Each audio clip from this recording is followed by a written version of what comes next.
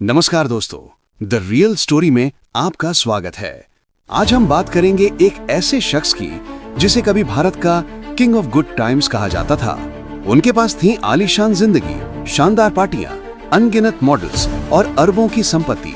लेकिन एक गलती ने उन्हें देश का भगोड़ा बना दिया। जी हाँ, हम बात कर रहे हैं विजय माल्या की। कैसे एक बिजनेस टाइकून की जिंदगी उलट गई, आइए जानते हैं उनकी पूरी कहानी शुरू से लेकर अब तक।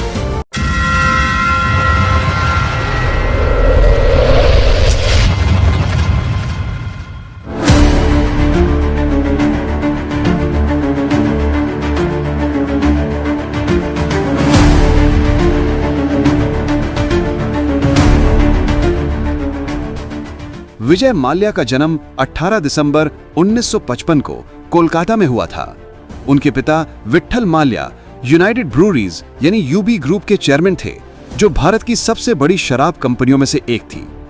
विजय ने अपनी स्कूली शिक्षा कोलकाता के सेंट लामार्टिनर्स स्कूल से पूरी की और फिर सेंट जेवियर्स कॉलेज से इकोनॉमिक्स में डिग्री हासिल की। 1983 में जब उनके पिता का निधन हुआ, विजय माल्या ने मात्र 28 साल की उम्र में यूबी ग्रुप की कमान संभाली। उन्होंने कंपनी को नई ऊंचाइयों पर पहुंचाया। यूबी ग्रुप ने किंगफिशर बियर को भारत का सबसे पॉपुलर ब्रांड बनाया और कंपनी ने विस्की, वोडका और अन्य अल्कोहल ब्रांड्स में भी विस्तार किया। 2000 के दशक में माल्या ने एविएशन सेक्टर में कदम रखा और 2005 में किंगफिशर एयरलाइंस लॉन्च की। माल्या ने रियल एस्टेट, फर्टिलाइजर्स और स्पोर्ट्स में भी निवेश किया। वे royal challengers Bangalore IPL team और Sahara force India F1 team के मालिक थे। उनकी संपत्ति 2000 के दशक में अरबों रुपए में थी और वे फोर्ब्स की अमीरों की लिस्ट में शामिल थे। माल्या का बिजनेस साम्राज्य भारत से लेकर विदेशों तक फैला हुआ था। विजय माल्या की जिंदगी किसी बॉलीवुड सुपरस्टार से कम नहीं थी। उनके पास मुंबई, गोवा, लंदन और न्यूयॉर्क में आलीशान बंगले थे। गोवा में उनका समुद्र किनारे का विला और यॉट पार्टियों के लिए मशहूर था। माल्या के पास निजी जेट, हेलीकॉप्टर और 200 से ज्यादा लग्जरी कारों का कलेक्शन था, जिसमें रोल्स रॉयस और फरारी जैसी कारें शामिल थीं। उनकी पार्टियां सुर्खियों में रहती थीं। बॉलीवुड सितारे, खूबसूरत मॉडल्स और इंटरनेशनल सेलिब्रिटीज उनके इवेंट्स में शामिल होते थे। माल्या का किंगफिशर कैलेंडर, जिसमें मॉडल्स की ग्लैमरस तस्वीरें होती थीं, हर साल चर्चा में रहता था। उनकी दूसरी पत्नी रेखा माल्या और उनके बच्चे सिद्धार्थ, लैला और तान्या भी उनकी हाई प्रोफाइल जिंदगी का हिस्सा थे। माल्या का स्टाइल स्टेटमेंट भी अनोखा था। वे diamond studded earrings, designer suit और महंगी घड़ियों के लिए जाने जाते थे। उनकी छवि थी एक ऐसे कारोबारी की जो जिंदगी को पूरे ठाठ से जीता है। विजय माल्या की जिंदगी में तूफान तब आया जब उनकी किंगफिशर एयरलाइंस घाटे में डूबने लगी। 2005 में शुरू हुई ये एयरलाइन पहले तो अपनी लग्जरी सर्विस के लिए मशहूर हुई, लेकिन 2008 के ग्लोबल फाइनेंशियल क्राइसिस और मैनेजमेंट की गलतियों ने इसे बर्बाद कर दिया। माल्या ने एयरलाइन को बचाने के लिए कई बैंकों से भारी लोन लिए, लेकिन ये लोन कभी चुकाए नहीं गए। 2012 तक किंगफिशर एयरलाइंस पूरी तरह बंद हो गई। कंपनी पर 9000 करोड़ रुपए से ज्यादा का कर्जा था। कर्मचारियों को सैलरी नहीं मिली और टैक्स बकाया रहा। माल्या पर आरोप लगा कि उन्होंने लोन के पैसे को अपनी दूसरी कंपनियों और व्यक्तिगत खर्चों में ट्रांसफर किया था। प्रवर्तन निदेशालय और सीबीआई ने उनके खिलाफ मनी लॉन्ड्रिंग और फ्रॉड के मामले दर्ज किए। 2016 में जब जांच एजेंसियां उनके करीब पहुंची, माल्या भारत छोड़कर लंदन भाग गए।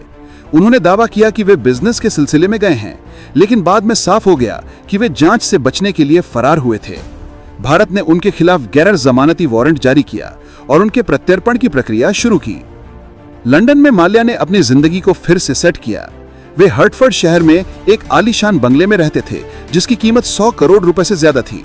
वे सोशल इवेंट्स और स्पोर्ट्स इवेंट्स में नजर आते थे, जैसे F1 रेस और क्रिकेट मैच। माल्या ने अपनी बेगुनाही का दावा किया और कहा कि किंगफिशर का घाटा बिजनेस रिस्क का हिस्सा था। अप्रैल 2017 में स्कॉटलैंड यार्ड ने माल्या को गिरफ्तार किया, लेकिन उन्हें जल्द ही जमानत मिल गई। तब से वे जमानत पर हैं। 2019 में यूके की कोर्ट ने उनके प्रत्यर्पण को मंजूरी दी, लेकिन माल्या की लीगल टीम ने अपील दायर की। उनकी लीगल जंग अभी भी जारी है। प्रवर्तन निदेशालय ने माल्या की 14,121 करोड़ रुपए की संपत्ति जब्त की है, जिसमें उनके बंगले, कारें और यूबी ग्रुप के शेयर शामिल हैं। 2019 में उन्हें भगोड़ा आर्थिक अपराधी घोषित किया गया। फिलहाल विजय माल्या लंदन में जमानत पर हैं। भारत सरकार उनके प्रत्यर्पण के लिए यूके के साथ लगातार बातचीत कर रही है। 2024 में यूके की एक कोर्ट ने भारतीय बैंकों के पक्ष में फैसला सुनाया, जिसके तहत माल्या की संपत्तियों को बेचकर कर्ज वसूला जा सकता है। माल्या की लीगल टीम ने मानवाधिकारों और भारत की जेलों की स्थिति का हवाला देकर प्रत्यर्पण का विरोध किया है। उन्होंने ये भी कहा कि भारत में उनकी जान को खतरा है, लेकिन भारत सरकार का कहना है कि माल्या को जल्द ही देश लाया जाएगा। माल्या की जिंदगी अब भी लग्जरी से भरी है, लेकिन भगोड़े का टैग उनके साथ हमेशा रहेगा। विजय माल्या की कहानी बताती है कि गलत फैसले और लापरवाही कितनी जल्दी सब कुछ छीन सकती हैं। ऐशो आराम की जिंदगी दूसरों के पैसे पर ज्यादा लंबे वक्त तक नहीं गुजारी जा सकती। इसीलिए माल्या अब अपने गुनाहों को लेकर छटपटा रहे हैं। दोस्तों, विजय माल्या की कहानी आपको कैसी लगी? क्या आपको लगता है कि वे कभी भारत लौटेंगे? अपनी राय कमेंट में बताएं। लाइक, शेयर और सब्सक्राइब करना ना भूलें। अगले वीडियो में मिलते हैं, तब तक बने रहें हमारे साथ। धन्यवाद। जय हिंद।